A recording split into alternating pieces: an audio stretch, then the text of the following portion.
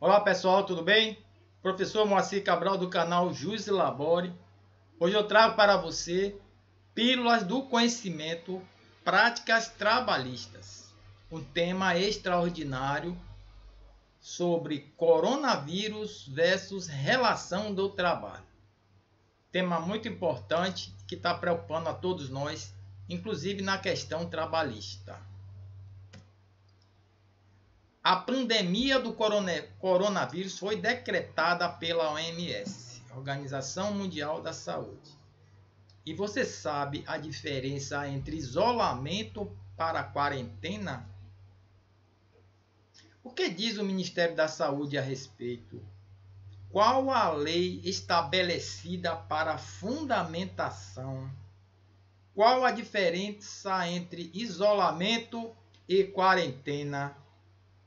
Quais as situações atuais para efeito de afastamento?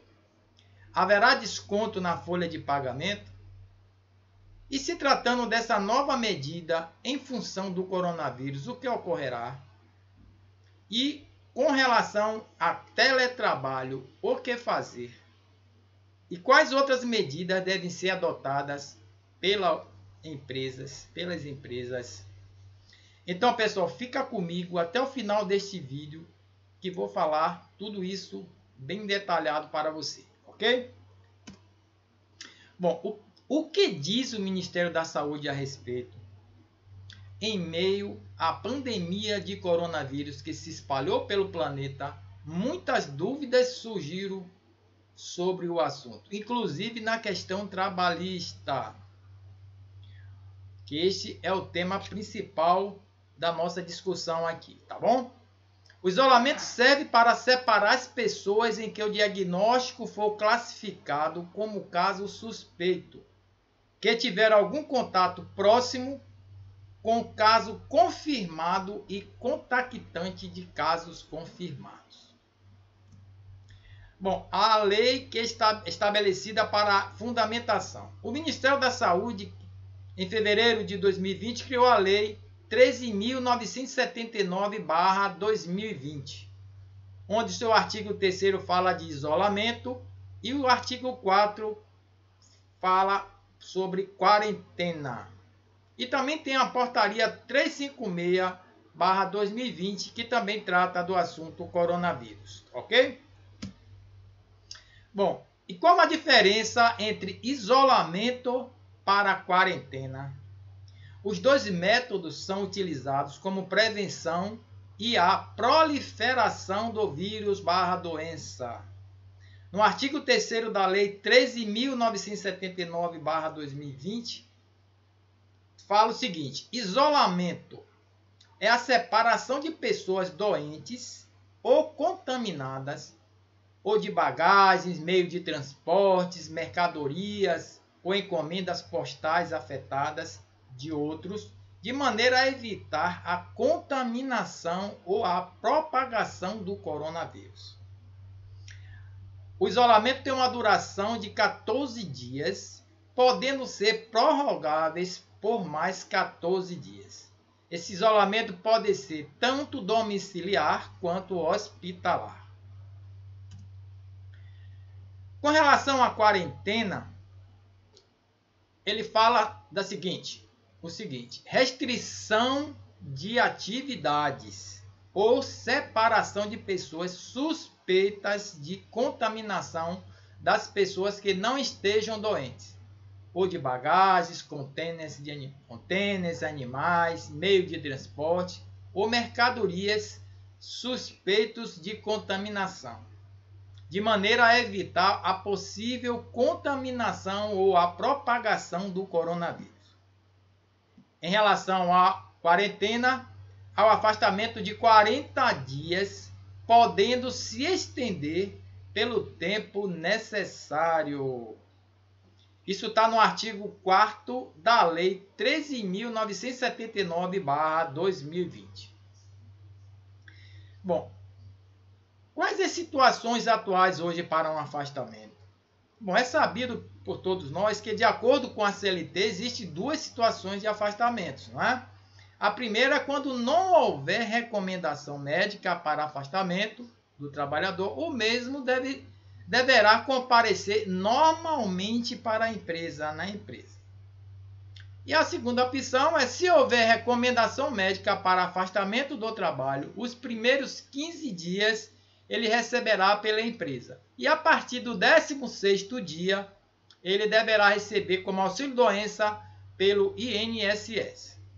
Agora, em se tratando da Lei 13.979/2020, que foi criada especificamente sobre essa questão do coronavírus, a Lei 13.979/2020, ela assegura, no seu artigo 3º, no parágrafo 3º, será considerado falta justificada ao serviço público ou atividade laboral privada o período de ausência decorrente das medidas previstas nesse artigo.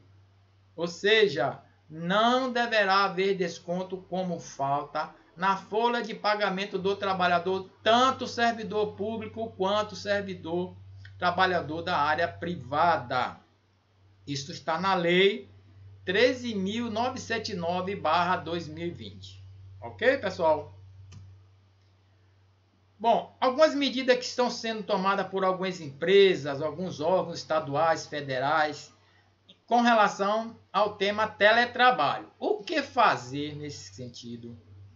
Bom, é importante destacar que é possível também utilizar o sistema teletrabalho com o intuito de evitar aglomerações de pessoas.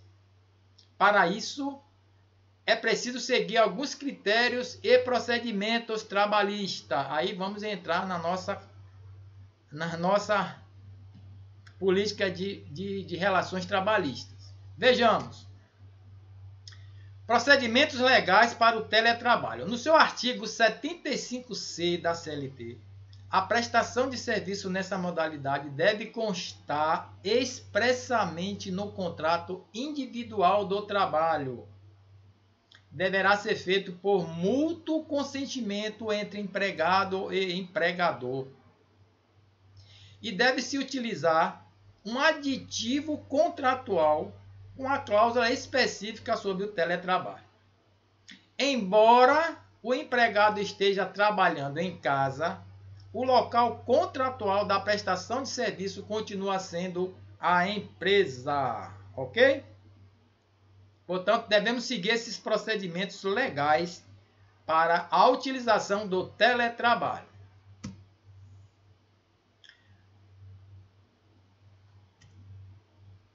Outros procedimentos legais. As empresas adotam home office por conta do coronavírus. De acordo com a Pesquisa Nacional por Amostra de Domicílios, o PNAD, entre 2017 e 2018, a expansão foi maior, atingindo em torno de 21,1% de empresas que adotam esse sistema. Um destaque: muitas pessoas confundem home office com trabalho remoto. Para a lei, aí entra a nossa parte trabalhista, para a lei tratam-se de coisas diferentes. Trabalho remoto ou teletrabalho é previsto em lei e o empregado já fica preponderantemente na casa dele trabalhando.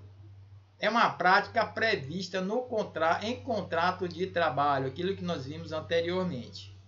Um aditivo atrelado ao contrato de trabalho. E já o home office, ele é decorrente da epidemia do Covid-19. É uma situação temporária, eventual. Então não devemos confundir o que é trabalho home office com teletrabalho, ok? Na hora de vocês definir o que deverão ser feito isso legalmente na questão trabalhista. Correto, pessoal? Bom, existem algumas medidas importantes de prevenção que as empresas devem adotar. Exemplo, fazer cumprir as normas de segurança e medicina do trabalho, instruir os empregados, colocação de álcool gel nas dependências da empresa, divulgação de prevenções com cartazes, banners, disseminação de informações na rede interna, na intranet da empresa, higienização constante dos locais com álcool gel 70%. Reduz o risco de infecção pelo novo coronavírus. Siga os critérios de segurança que devem estar sendo abordados na sua empresa. Ok? Gostou desse conteúdo? Quer saber mais? Acesse o link aqui na tela para ter acesso a todas as pílulas do conhecimento e práticas trabalhistas. Inscreva-se no meu canal, ative o sininho e receba notificações sobre as publicações de novos conteúdos. Deixe seu like e compartilhe, isso é muito importante, pessoal. Acompanhe o Jus Labore nas redes sociais, no Instagram, no YouTube, no Telegram. Inscreva-se no canal Moacir Cabral Ferreira no YouTube. Siga o perfil @Juslabore no Instagram. E entre no canal exclusivo Jus Labore no Telegram. Eu espero por você. Um forte abraço e muito cuidado, pessoal. Grande abraço.